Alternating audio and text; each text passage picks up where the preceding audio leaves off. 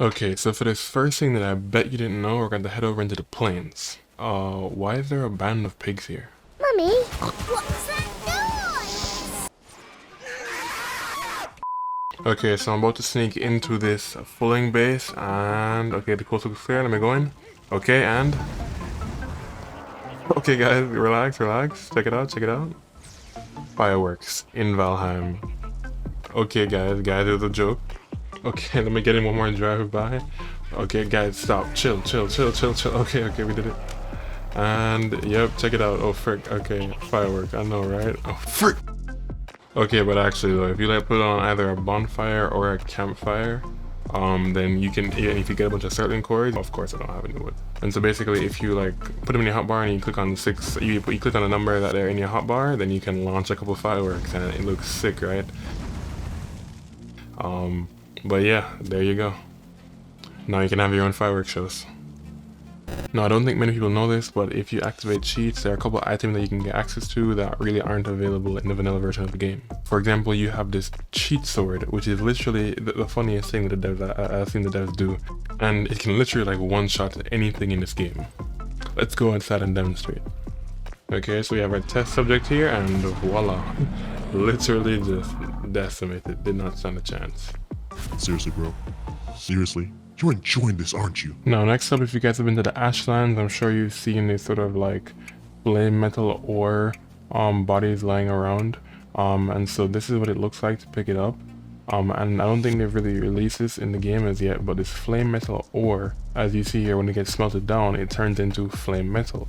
And I imagine that it'll eventually turn into this sword here that it's called the Adrenoid. Now the Adrenoid is basically an iron sword, but as you see, it's literally just like, it's a sword that's on fire. And so as you can probably guess, that it will light enemies on fire, as I'll show you right now. So yep, here we are taking on a 2-star Grey Dwarf, and yeah, he's on fire. So this literally works on like pretty much most mobs. It does the same damage as a iron sword, but with the added benefit of it lights people on fire. So this is pretty sick, and I can't wait to use this item like actually in game. Now lastly, on the secret items list, we have a couple of building blocks or structures that they haven't put in the game yet. We have a maypole, which you can find naturally generated in certain worlds in villages, but you can't craft them yet. Over here we have the Christmas tree and some presents, which also kind of act as like chests, which is cool. And then we have some jack-o'-lanterns. So I imagine that we're gonna get full access to these in the coming months, whenever Halloween and Christmas rolls around later on in the rest of the year. So yeah, it's pretty cool. Now, if you've been playing the game long enough, you may eventually have run into these encounters. And if you didn't know it as yet, Valheim, the devs have taken the time to add 2 of our lovely Norse mythological gods into this world, and you can find them on occasion. We have both Odin and Thor in the game that we've spotted so far. Here I'll play a clip of my first encounter with Odin. You could like you could make like because it's a theory. No one knows it's Odin, but it makes sense. The one eye that glows, he's cloaked. What yes, he vanishes. Didn't I? Oh, he wouldn't listen to me. No, but like, I spun around and he just disappeared. I just told you that he disappears. And so yeah, it's pretty cool. They kind of just like spawn around the world randomly as far as I'm aware. And on top of that, Thor, I believe, I have not seen him yet, and so I'll put a clip here. And there's a chance that you'll see Thor riding around up in the sky. I believe like during a thunderstorm after you've defeated Motor, who is the 4th boss in the game. But yeah, these are both really cool Easter eggs, and I'm so glad to see some more like mythology in this game. Yeah. Now next is a incredible tip that honestly I'm so surprised that I did not like notice this or whatever, but it's so useful. And once you learn this, like you're gonna be using it for the like forever. Like this is like that OP of a useful tip, and it's like if you knew this already, then props to you, man. But when I found this out, I was like, that's insane.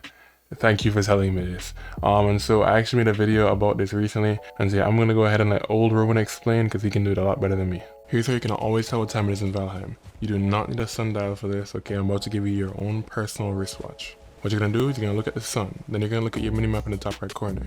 Depending on the way that you're looking, it'll tell you what time it is. Anywhere between 6 AM to 6 PM. Credit to RS Whitling for figuring this out. Now, okay, now next up, and you may have already had the unfortunate encounter with these two really interesting mobs. Not interesting, more like terrifying.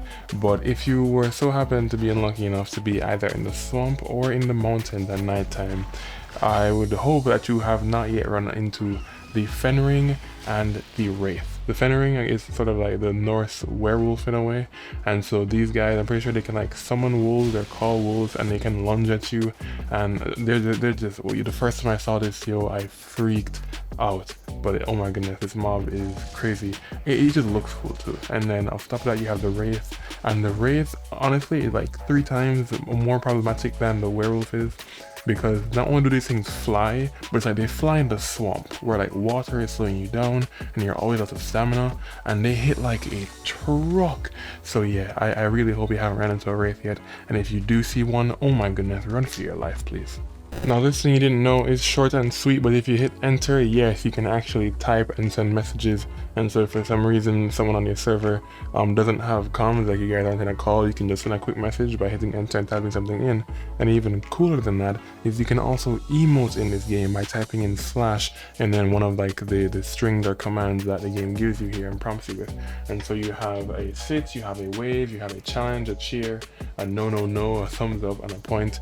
And I'm displaying a couple of them here, but it's really cool. And if you didn't know it, I think it can be pretty cool. You can get some nice screenshots or some nice poses and just stuff like that, so it's fun. Okay, now I bet that these last tips are gonna absolutely change the way that you sail. Okay, so first and foremost, this, you may not have realized this, and trust me, I didn't either, and if you did, then again, props to you, but having wind directly behind you is not going to give you maximum speed.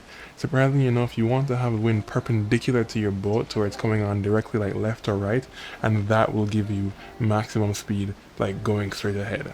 It's like, I don't get it, maybe there's some kind of boat physics, but yeah, that's the way it actually works. Second of all, and this is a really crazy mechanic, but essentially if you're driving a boat towards somewhere you want to land or park it, and essentially you know the feeling of trying to like slow down the boat to get it like not to just fly onto the land, onto the beach and just get stuck there. Well, what you can do is as you're approaching the land, you can even go full speed, but essentially once you kind of get to a spot where you want the boat to stop, just immediately get up, hit spacebar and jump off the boat, and your boat will just stop dead in place. Like, I don't understand how, but it just like freezes in place, and it's just like, it's a perfect way to like kind of like drift park in a way, like in all those crazy cool car movies.